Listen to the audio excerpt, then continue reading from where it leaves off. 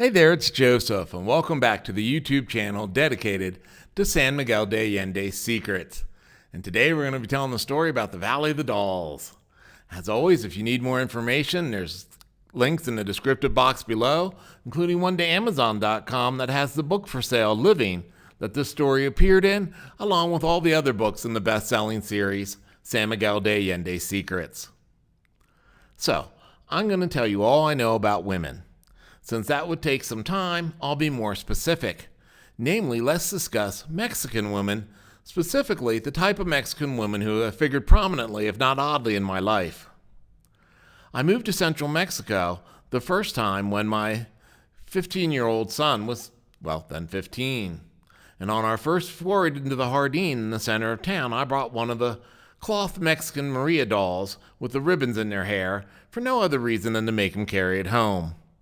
The lad surprised me. He treated that doll like a colicky baby, tossing it in the air, singing to it, placing it on truck hoods to rub his head against her belly and alike. I laughed the whole way home. It became our bit, and I purchased another doll every time we were in the Jardín, and we soon had quite the collection.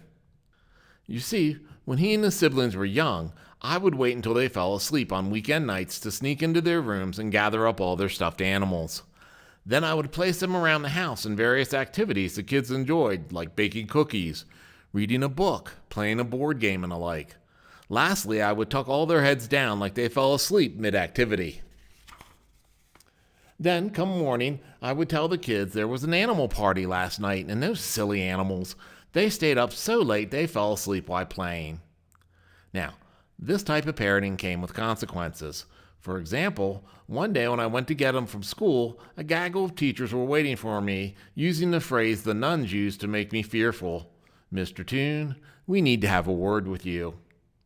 They said, "We heard about the parties at your house every weekend, and we must insist you stop, for those stories from them interrupt every Monday morning, causing us to lose at least 30 minutes of valuable class time." I was completely flummoxed, knowing there were no parties.